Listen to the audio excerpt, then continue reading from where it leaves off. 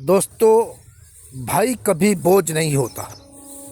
इस समूची पृथ्वी पर भाई ही एक ऐसा रिश्ता है जो आपके सुख दुख का सबसे चाहने वाला व्यक्ति होता।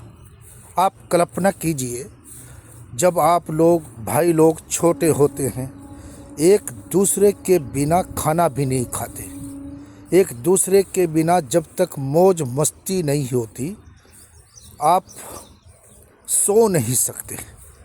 जब भाई दोस्तों मुसीबत में होता है तो कभी भी नहीं चूके उसकी ज़रूर मदद करें। भाई भाई में एक गरीब होता है, एक अमीर हो सकता है, लेकिन मुसीबत पड़े में भाई ही भाई के काम आता है। इस भाई को यदि हम अनदेखी करते हैं तो निश्चित रूप से आप भी पाप के भागीदारी है। और कहा किसी ने, जो खून अपने खून का नहीं हो सकता वो तो एक अच्छा इंसान हो ही नहीं सकता। जब एक भाई बहुत मुसीबत में होता है, चारपाई पे आ जाता है, कोई घटना हो जाती है, एक्सीडेंट हो जाता है, बीमार हो जाता है, तो उस व्यक्ति को सबसे पहले अपने भाई की याद आती है। भाई वो पावन रिश्ता होता है जो एक दूसरे के बिना रह नहीं सकता।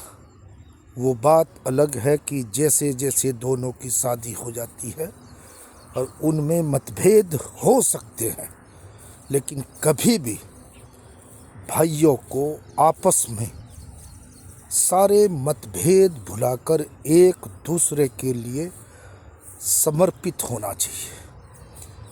दोस्तों, भाई गया तो बल गया। ये भाई आपका एक हाथ होता है, एक कंधा होता है। अगर हम भाई की अनदेखी करेंगे तो निश्चित रूप से आप एक भले इंसान, एक अच्छे वक्तव्य के इंसान नहीं हो सकते।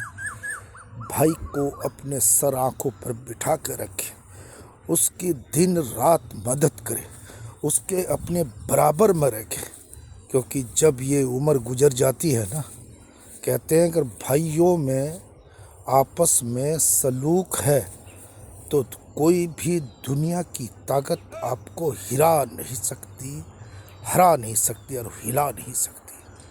तो भाई कोई बोझ नहीं होता।